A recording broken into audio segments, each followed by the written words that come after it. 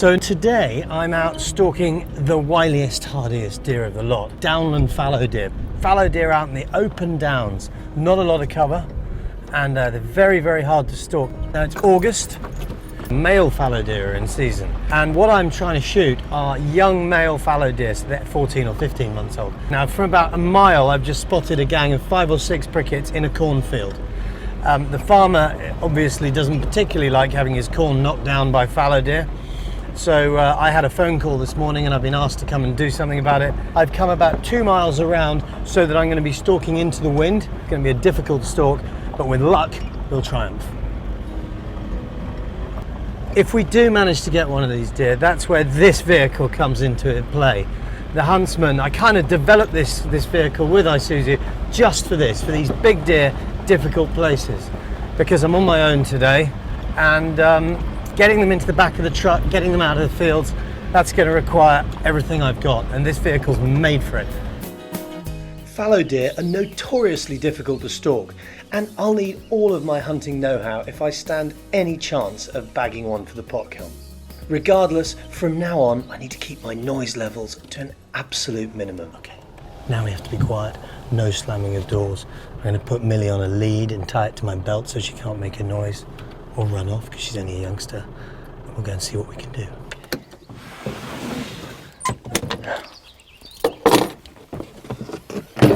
Because the distances could be a little longer here, I'm going to use my trusty 243 rather than the 8mm, and I'm going to load one, put 4 in it.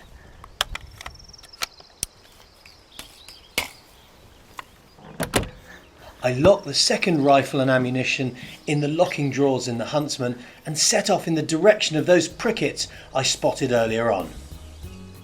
The trick is I've got to get around in front of them and into the wind so they don't smell me and they don't see me. Always better to have a deer coming to you rather than you going to it. I would expect the fallow to be about 200 yards this way. I've got to get us round this corner and overlooking the cornfield so I can get my back to a tree if they're still there.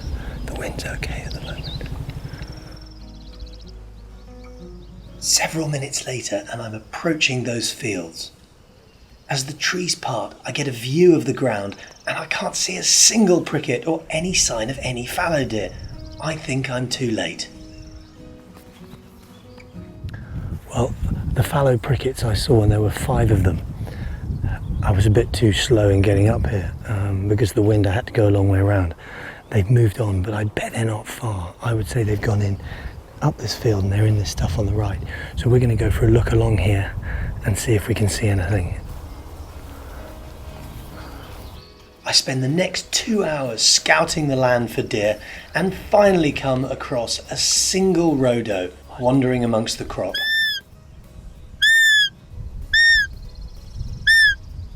I've just spotted some roe deer in this field of wheat here, and I'm just trying to see if there's a buck, because if I can't get a fallow deer, I'm very willing to take a roe deer.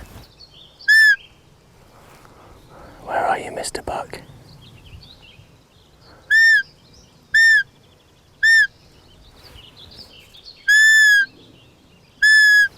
Coming down the tram line.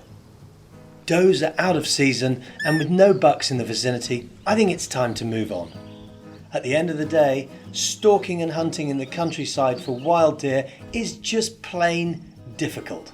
I'm just contemplating returning to the Huntsman when, eagle-eyed, I spot something bright and really colourful in the undergrowth.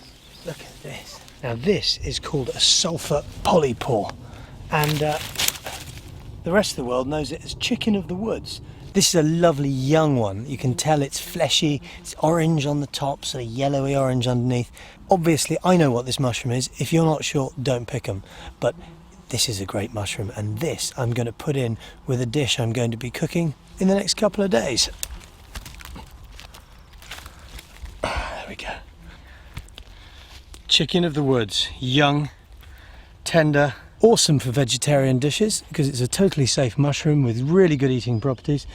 Has various medicinal properties as well. When you have sore throats, things like this is a tremendous thing to eat. But all in all, a bit of a treat.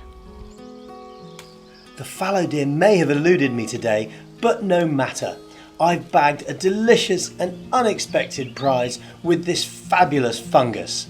Chicken of the woods. It'll serve me really nicely as the basis for a delicious breakfast in the coming days.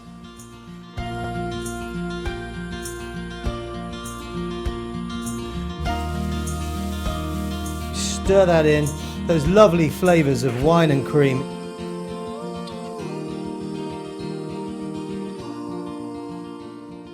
If you like this film, you can see more on how to hunt, forage, prepare and cook step by step on any of these following links.